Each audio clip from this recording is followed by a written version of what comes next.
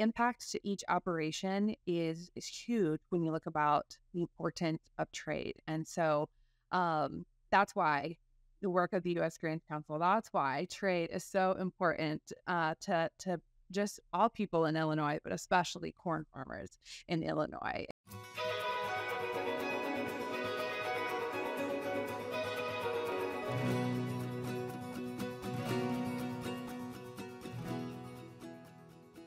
What opportunities does Japan provide to us? What are some of our goals that we're trying to reach with them, and where could that take us from a market standpoint? Sure. So Japan is, I would say, is a very loyal buyer of commodity corn. Always has been, and so that is one area that we continue to work with them, and on the kind of like feed grain side of just commodity corn. And then the other side is on the ethanol front. We're seeing that they have more interest in the ethanol side. We just did. And Illinois was a part of this, kind of a pilot program for higher direct blends of ethanol there. And then they have interest in sustainable aviation fuel as well. And so increasing demand for ethanol in Japan is another way that we're working very closely again with Illinois and Japan as well. So let's take a step towards one of the other markets. You mentioned Mexico. We know that the trade has been challenging with Mexico, kind of back and forth. We had the trade agreement there a number of years ago, and then restrictions have been put in place and kind of made that difficult. But what opportunities still lie in front of us with Mexico, and where do you see maybe some things that we could be continuing to work on? Yeah, so Mexico continues to be our number one buyer of corn. And so I think that's a really good sign. They continue to be our number one purchaser of our dry distillers grains as well. And so they continue to be a very reliable trading partner right now, even though there are, I would say, some uncertainties. And those are things that are continuing to be worked through in the process that is being done through all the correct channels with USTR and kind of that process. And so we have a team in Mexico that have really great relationships with the local producers.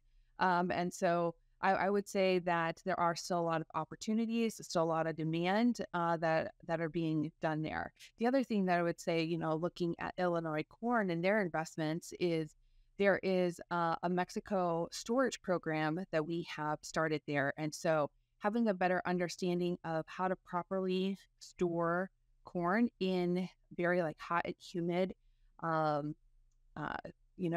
environments and in weather is really interesting. And that project's going on in Mexico as well, because of course the temperatures there are quite different than in Illinois. And so that's something that's starting in Mexico, but the findings there will then have global implications, which is really exciting, something that, Illinois has been a really strong partner in.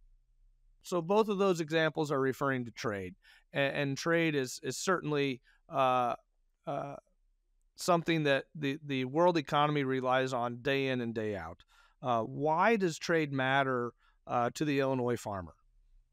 That is a great question and something I get very excited to talk about. So one of the things we really pride ourselves at the U.S. Grains Council is really making our stakeholders and members trade ambassadors. So, John, hopefully after you have spent some time at our meeting, you feel excited to talk about trade with people back at home too. And so why does trade matter to people in Illinois? Well, $7.7 billion were added to the Illinois economy because of grain trade. That's a really big number. Additionally, we had 28,000 jobs added to the state of Illinois because of grain trade. That is just Illinois. That's not even looking at the entire United States. And so when you look at the economic impact to grain trade, I think that's something to talk about, something that's really important to people in Illinois. For corn farmers, 1 in 3 acres are planted for export across the United States. Each state probably have a slightly different makeup when you look at how things are sent to either livestock or ethanol or, but U.S. wide, 1 and 3 acres are sent for export. And so the impact to each operation is huge when you look about the importance of trade. And so that's why the work of the U.S. Grain Council, that's why trade is so important to just all people in Illinois, but especially corn farmers in Illinois. It has a huge impact on operation and just the state's economy day in and day out. Yeah, well, I wanted to follow that up with why should trade matter to the Illinois corn farmer, but I think you did a great job of covering that. When you break the numbers down, it's such an eye-opening, set of numbers that really show how important that is all the way down to the farm level. And that without these trade agreements and trade partnerships and just the work being done on trade, even the ones that don't get all the attention, but just that day-to-day grind of creating those trade relationships and making sure that other markets understand the crop that we're growing and the quality of grain that we have available is a great relationship and way to let that trickle all the way down to the family farm. And we, again, I'll just continue to say how much we appreciate what that does through U.S. Grains Council for each and every Illinois farmer that's growing corn. So that's great. Something that I was exposed to at your conference was your A teams, Yeah. and it took me maybe a little bit to get my head wrapped around that. So let's give our audience an opportunity to try to get familiar with that. Explain what the A teams are for U.S. Grains Council, and how can one get involved in that? Yeah, absolutely. So we are very proud to be an association and truly membership based. And so our A teams or advisory teams are our committees, and that's where really all the action starts for the U.S. Grains Council. And so we have 7 different A teams. 3 of them are regional based, 4 of them are topical based. And like I said, that's where everything starts. So as a member, you can have a seat on an A-team application process appointed by our chairman or chairwoman. And then really what happens in those A-teams is you talk about the priorities and programs that are based on that focus. So we have the Asia A-team, Western Hemisphere A-team, and then Middle East, South Asia, Africa A-team. Those are our 3 regional. Our topical are trade policy, value added, which really focuses on DDGs, innovation and sustainability, and then ethanol is our 7th A team. And so within those different focus areas, they're really thinking about where should we be headed, what should we be thinking about, how are we connecting with buyers and sellers, how are we making those connections. And so those 8 teams, again, are member focused, and the members are really sharing their expertise and their experience about how the U.S. Grains Council should be moving forward.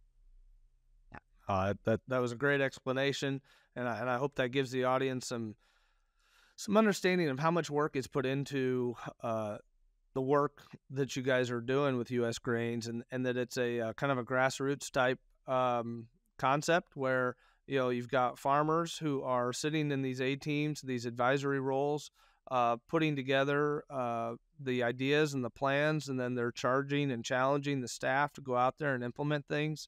And then vice versa, the staff is bringing back those programs and those needs, and their discussion it back and forth. And I thought that was a great exposure for myself as to how that works. And we can really see the fruits of that labor then when we go back to the beginning of the conversation, and that you're getting as far as bringing individuals from those other countries and areas back here to the United States to see what we're doing, and vice versa, as growers and members go on mission trips to share and teach and educate those potential buyers about our products. It's a great thing in action. Ellen, I want to thank you for your time. I think we've had a wonderful interview and really shared a lot of good information. Is there anything else that you want to add that we haven't covered at this point in time? Well, I'll just say that you thanked us several times for all of our hard work and the things we're doing. And truly, I wanted to thank, Illinois Corn and the Illinois corn farmers. We're so proud to be, member-based, producer-based, producer-led.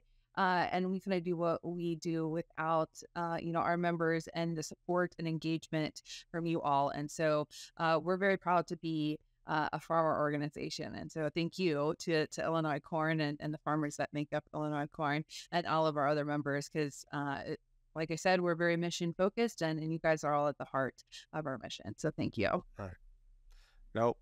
Very well said. Thank you. We enjoy being part of it. Again, it was a pleasure to interview you, and we look forward to maybe another opportunity on down the road. Thanks so much, Todd.